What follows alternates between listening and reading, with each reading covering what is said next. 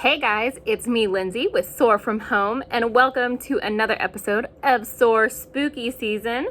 Today, as you guys can tell by the title, we're going to dive deep into the story of Halloween and how it came about. I learned a lot today in my research, so I'm so excited to tell you guys all the different background and stories of Halloween. Of course, it's not going to be a scary story. It's just fun facts. So hang on and wait. First, I do have to tell you guys, we have a fun activity box you guys can order. It's called Pool Noodle Pumpkins. And if you guys don't know what that is, activity boxes, you order them and they come straight to your door. And they have everything included to make an activity and to make different things. So for the Pool Noodle Pumpkin Kit, this is a fall activity. So these can be used for October and November up until Thanksgiving. It's still fall, but we're taking pool noodles that typically we just use in the summer. I cut them, and you guys are going to be able to make pumpkins out of them. I'm going to hold them up one at a time. So they're very cute little pumpkins. You wouldn't know there was a pool noodle in that. So if you order them, you have a chance to pick them up here at Minnetonka Community Ed Center, or they can be mailed right to your house. And you get all the stuff to make 3 cute pumpkins to display in your house and be very festive. So make sure you go on to projectsoarmn.org and click register online, or follow the link if you get my emails. All right, to dive in to the story of Halloween. So my idea of what happened at the beginning of Halloween apparently was different, because I started researching it and I found out all these really cool facts. And within the story, I'm going to tell you different things like how apple bobbing came about and jack-o'-lanterns. So hold on. All right, so 2,000 years ago. Now we know it's 2020 right now. So 2,000 years ago would have been 20 AD. That seems like forever ago, right? But 2,000 years ago, there was a group called the Celtics. And the Celtics were in Europe. And they celebrated a tradition called SOAR. And that was the day before their New Year's. Now, their New Year's did not take place on January 1st like ours. It took place on November 1st. So the day before then would have been October 31st. And so this celebration of SOAR, they believed that on this particular day, it was the end of harvest, right before the New Year's, where it's going to turn into winter and be cold and dark for months. They believed that on this day, ghosts could come back and, be among them for that day. So what they would do is they would build bonfires and harvest their crops and things into the bonfire as a sacrifice to the ghosts. And now they believed when they did this, it would give their priests, which were called druids, that's what Celtic priests were called back then, it would give the druids the power to tell their fortunes. So right going into winter, they thought, oh hey, if they tell me my fortune, it's good, I'm going to be really happy going into this new year. So they did that. Another big thing is they dressed up when they had these bonfires and they celebrated SOAR. So the tradition of dressing up has been around since the very first celebration of the end of harvest, which I thought was really cool. But the tradition wasn't about it being scary. It was more about those people who they had lost came back and they gave sacrifices so that their fortunes could be told and they had comfort going into winter. Okay, so now we're going to fast forward 23 years into 43 AD. So we didn't move that far, but a very important thing happened. The Roman Empire had taken over all of the Celtic territory at this point. So then, because we now have the Romans and the Celtics coming together, they're kind of meshing, the Romans integrated their traditions into the Celtic tradition of SOAR. But how the Romans celebrated in October is they would celebrate a day of Pomona. Now, Pomona is the goddess of fruit and trees. So kind of like the goddess that is all about like the harvest and how they're getting fruits and the trees that bear the fruit. So they incorporated this tradition of celebrating the goddess Pomona into the Celtic SOAR tradition. And what's really cool about this is Pomona, the symbol for Pomona, the goddess of fruit and trees, is an apple. So this is why the symbolism of bobbing for apples came about later on, is because of this tradition of celebrating Pomona, the goddess of fruit and trees, which I thought was really cool. Obviously, bobbing for apples is not the most sanitary thing, so we probably won't do it this year. But if you have done it in the past, that's kind of the tradition of bobbing for apples. All right, now we're going to take a huge jump forward. There wasn't a lot of change, a lot of big things that happened with Halloween or that day of the end of the harvest celebration until the year 1000 AD. So like half of the time between 2000 and the year 0 AD, we've got 1000 AD.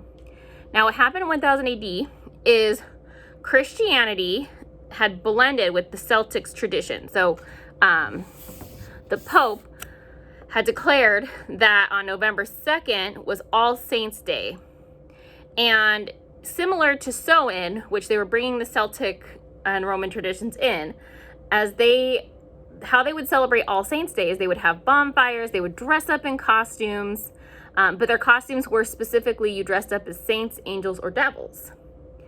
And so that was All Saints Day celebration, but the day before All Saints Day ended up being called All Hallows Eve, which then turned into Halloween later on.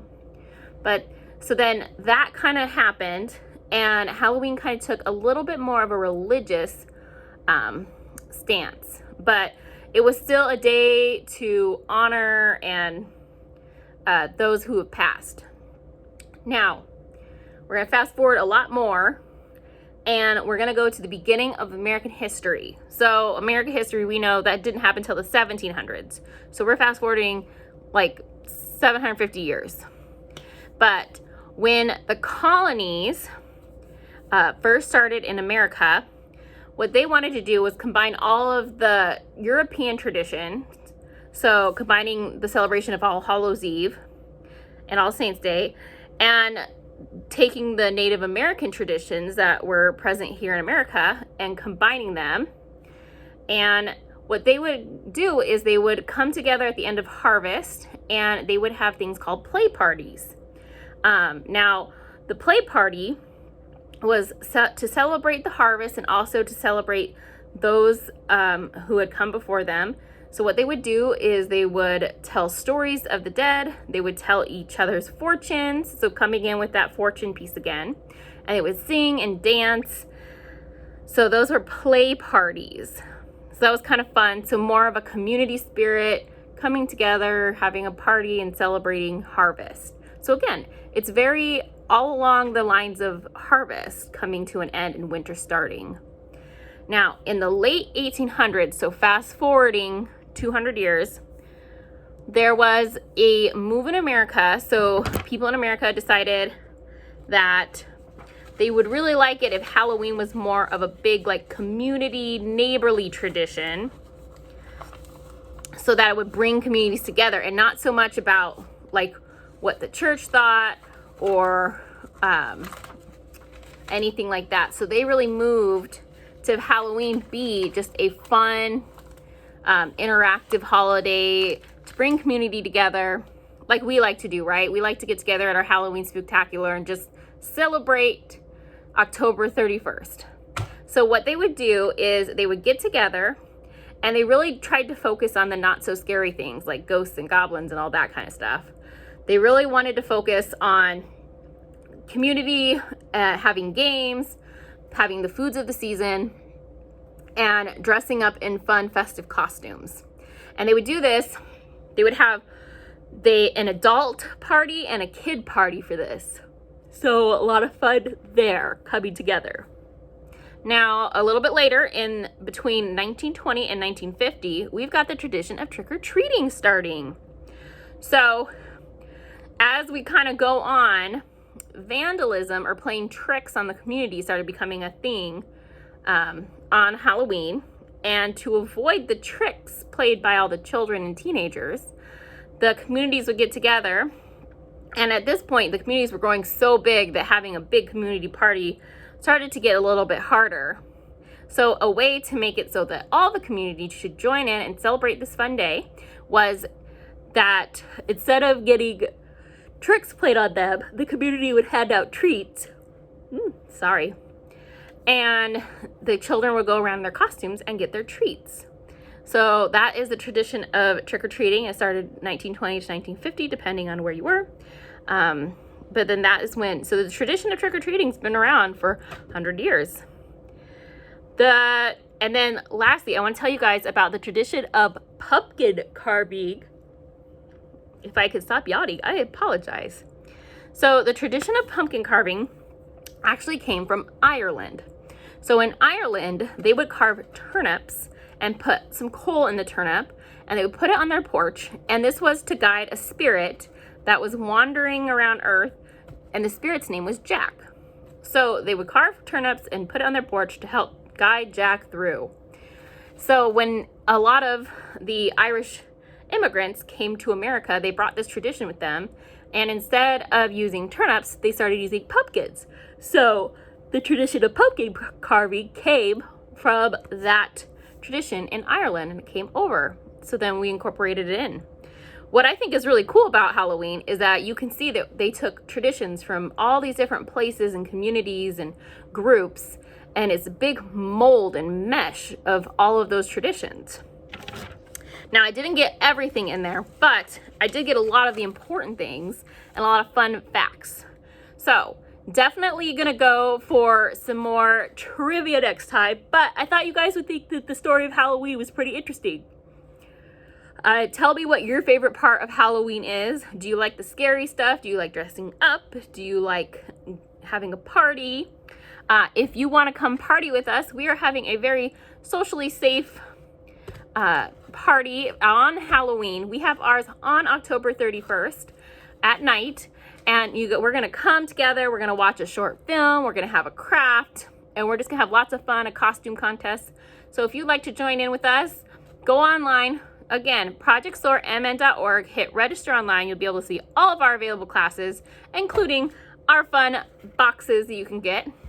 And sign up to have some SOAR spooky season fun with us. We also have a pumpkin painting party the same week as Halloween, so you can come and paint your pumpkin, whatever you like, to celebrate. All right, guys, have a great week. Happy Monday. Bye.